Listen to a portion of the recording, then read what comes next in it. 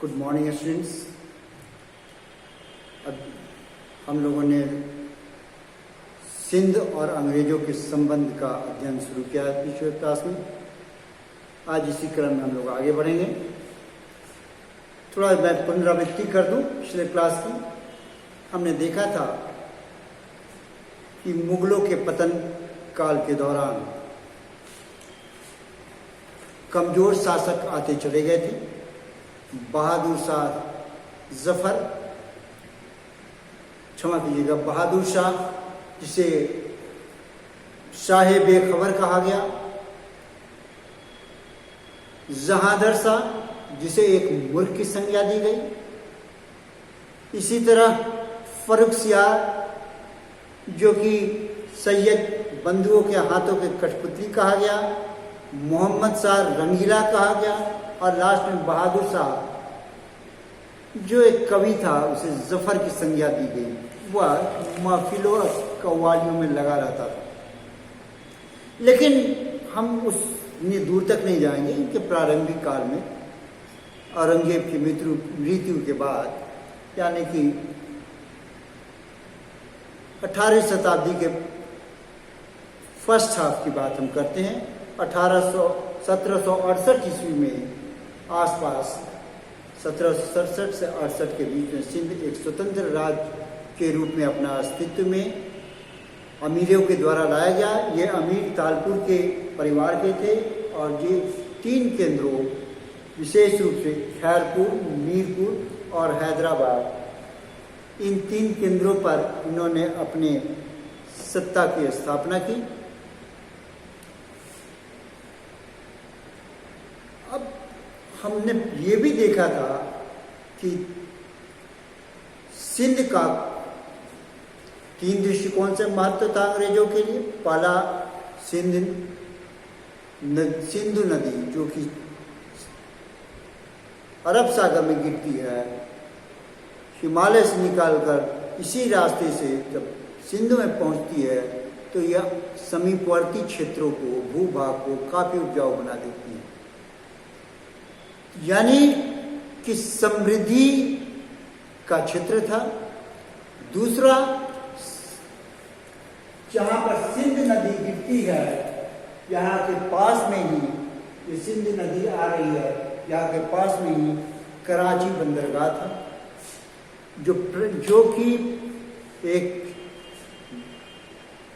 प्राकृतिक बंदरगाह के रूप में माना गया था। लेकिन इस कालांतर में डेवलप करके वाणिज्य और व्यापार का बहुत बड़ा केंद्र हो गया और कराची नगर बस गया था। अंग्रेजों को सिंध का एक और महत्व का एहसास हुआ और वह महत्व था सामरिक दृष्टिकोण से।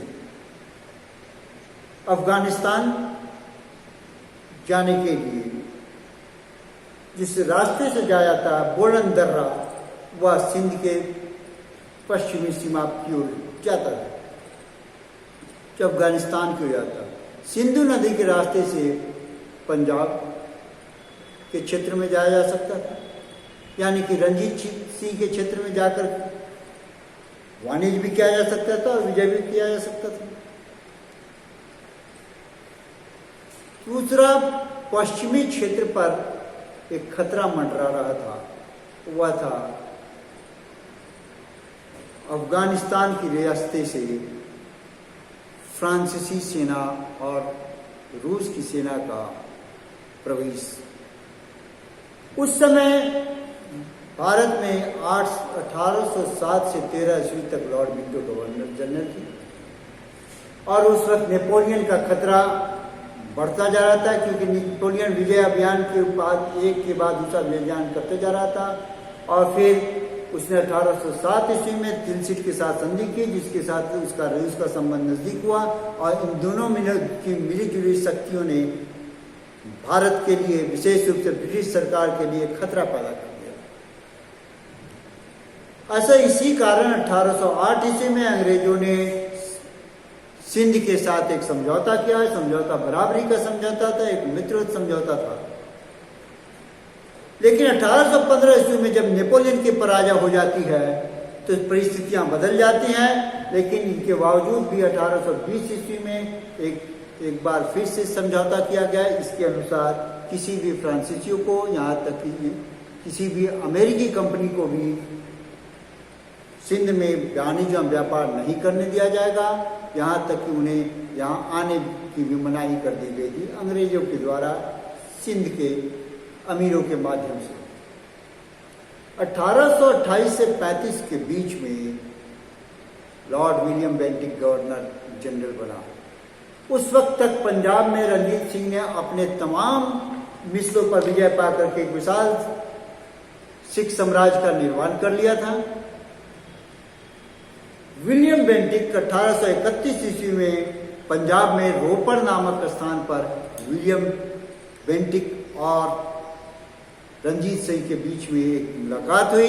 एक भरा दरबार में दोनों ने बैठा और वहीं पर रंजीत सिंह ने एक प्रस्ताव रखा विलियम बेंटिक के समक्ष कि सिंध को विजीत करके आधा आधा बांट लिया जाए, परंतु विलियम बेंटिक ने इस चीज को स्पष्ट तौर से इनकार कर दिया।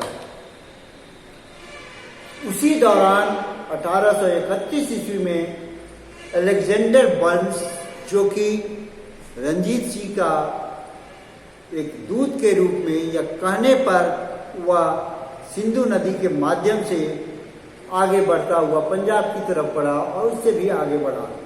इसने सिंध के क्षेत्र का महत्व का भूरी भूरी प्रशंसा किया और कहा कि ये नदी और सिंध का प्रदेश एक बहुत ही समृद्ध प्रदेश है, अंग्रेजों के लिए बहुत ही फायदेमंद हो सकता है अगर यहाँ पर वाणिज्य व्यापार किया जाए। अब चूंकि रंजीत सिंह के साथ 1832 में मीटिंग हुई थी, उसमें सिंध को बांटने की बात कही गई थी। विलियम बेंटिक ने उस वक्त तो मना कर दिया था, लेकिन अपने एक दूत को उसने सिंध में भेजा और यह दूत था कर्नल पटिंगर। जब वह सिंध के अमीरों से बातचीत किया, मित्रता की बात की, व्यापार की बात की, तो अमीर एक बार सशंकित हो गए थे, परंतु जब रंजीत सिंह का भय दिखाया गया था तो वो इस चीज को दरकिनार करके उसके साथ मित्रता किए और एक संधि हुई जिसमें वाणिज्य और व्यापार के लिए सिंधु का मार्ग अंग्रेजों के लिए खोल दिया जाएगा। सिंधु नदी और सड़क मार्ग से वाणिज्य और व्यापार होगा और यह जैसा कभी मैंने बताया कि रंजीत सिंह के आक्रमणों का भय दिखाकर किया गया था। ऐसा कुछ हुआ भी।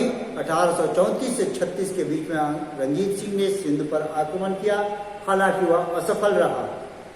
तभी और विलियम बेंटिक का कार्यकाल पूरा हो गया, 1835 में लौट गया और लॉर्ड ऑकलैंड 1836 से 1842 ईस्वी तक ब्रिटिश इंडिया कंपनी के गवर्नर जनरल बने। इन्होंने अमीरों के संधि को ये वाद्य किया और सिंधु नदी में या सिंधु प्रदेश के क्षेत्र में रंजीत सिंह का भय दिखा करके कुछ अपने लिए उन्होंने छूट या सुविधाएं प्राप्त करना चाहा। तभी 1839 ईस्वी में अफगानिस्तान के साथ, ये अफगानिस्तान है, इसके साथ में अंग्रेजों का युद्ध शुरू हो गया। ये युद्ध अंग्रेजों ने खुद स्वीकार किया था लड़ने के लिए। हुआ यूं था कि जब शाह शुजा को उसके भाई दोस्त मोहम्मद ने गद्दी से हटा दिया था तो अंग्रेजों ने शाह शुजा का पक्ष लेकर के अफगानिस्तान के साथ युद्ध करने की ठानी ताकि वो अफगानिस्तान तक पहुंच सके। मगर सेना जब भेजने की बात हुई तब रंजीत सिंह ने स्पष्ट तौर से मना कर दिया कि पंजाब के माध्यम से या पंजाब के रास्ते से सेना नहीं जाएगी। मजबूरन उन्हें सिंध के रास्ते से सेना अफगानिस्तान भेजनी पड़ी।